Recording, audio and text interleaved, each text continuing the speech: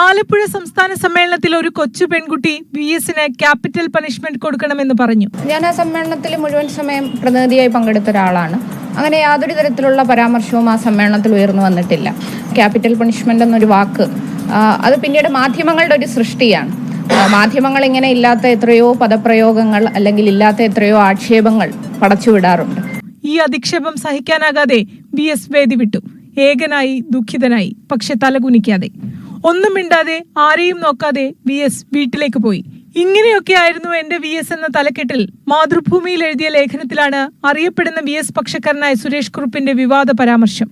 അതും കൊച്ചുമക്കളുടെ പ്രായം മാത്രമുള്ളവർ സമ്മേളനങ്ങളിൽ VS-നെതിരെ നിലവിട്ട ആക്ഷേപങ്ങൾ ഉന്നയിച്ചെന്ന മുഖവുരയോടെ. VS പാർട്ടി ശത്രുക്കളുടെ കയ്യിലെ പാവയാണെന്നും ചെയ്യാവുന്ന പരമാവധി നടപടി VS-നെതിരെ വേണമെന്നും യുവ നേതാക്കളടക്കം പൊതുചർച്ചയിൽ ആവശ്യപ്പെട്ടതും VS-ന് പാർട്ടി വിരുദ്ധ മനോഭാവമുണ്ടെന്ന് പിണറായി വിജയൻ തുറന്നടിച്ചതും ആലപ്പുഴ സമ്മേളന കാലത്ത് വലിയ വാർത്തയായിരുന്നു. പാർട്ടി അംഗീകരിച്ച പൊതുനിലപാടിൽ നിന്ന് വ്യത്യസ്തമായ പരസ്യ പ്രസ്താവനകൾ VS-ന്റെ ഭാഗത്തു നിന്നുണ്ടായതാണ്.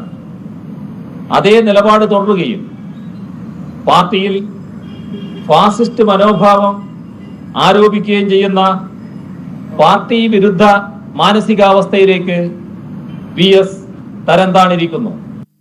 അതെല്ലാം നിലനിൽക്കെയാണ് ആലപ്പുഴയിലും ക്യാപിറ്റൽ പണിഷ്മെന്റ് ആവർത്തിച്ചിരുന്നെന്ന സുരേഷ് കുറുപ്പിന്റെ വെളിപ്പെടുത്തൽ. 12 വർഷമായി പാർട്ടി വിഭാഗീയതയിൽ നിറഞ്ഞു നിന്ന ക്യാപിറ്റൽ പണിഷ്മെന്റ് എന്ന വാക്ക് VS-ന്റെ വിയോഗശേഷം വീണ്ടും എടുത്തിട്ടത് പിരപ്പൻകോട് മുരളിയാണ്. ഒരു മയവുമില്ലാതെയാണ് CPM പിരപ്പൻകോട് മുരളിയെ നേരിട്ടത്. പാർട്ടി സംസ്ഥാന സെക്രട്ടറി മുതൽ സൈബർ സഖാക്കളുടെ വരെ വിചാരണയ്ക്കിടെയാണ് സുരേഷ് കുറുപ്പിന്റെ വെളിപ്പെടുത്തലിൽ CPM വീണ്ടും വെട്ടിലാകുന്നത്. തീർച്ചയായും ആലപ്പുഴ സമ്മേളനം എന്ന് പറയുന്നത് ഇപ്പോൾ സുരേഷ് കുറുപ്പ് പറഞ്ഞ ഒരു യുവ വനിതാ നേതാവ് മാത്രമല്ല, സംഘടിതമായ അധിക്ഷേപവും സംഘടിതമായ VS വധമാട്ടം എന്ന് വേണമെങ്കിൽ പറയാം. അത്രത്തോളം ദൂരമായിരുന്നു അന്നത്തെ സമ്മേളനത്തിലെ ചർച്ചകൾ.